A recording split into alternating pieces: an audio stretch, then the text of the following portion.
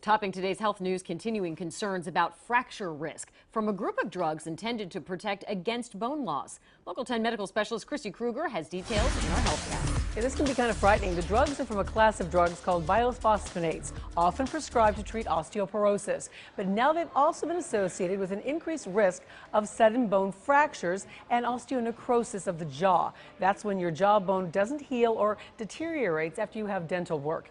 Aventura periodontist Dr. David Janae says cases of osteonecrosis have also been reported from new medications to treat cancer. And while this risk appears to be fairly small, the doctor says there are steps you can take as a patient to lower your chance of a problem. If you're having dental care, if you anticipate having dental care, possibly do that dental care before you take the bisphosphonates. Bisphosphonates are a great drug. Don't just stop using them. Talk to your medical professionals about finding an alternative, or of taking something called a drug holiday, which is going off them for a period of time and then going back on them.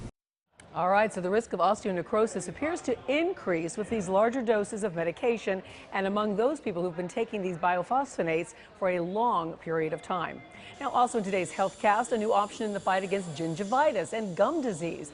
A dental gel is out there. It's called Bisphosphonates. It's a recent study, and it found that it was 2.5 times more effective at cleaning plaque than your usual toothpaste. It's non-abrasive, and it has ingredients that can prevent plaque from binding to the teeth, so you have less plaque buildup, and as a result, less chronic inflammation, not just orally, but in the system, systemically.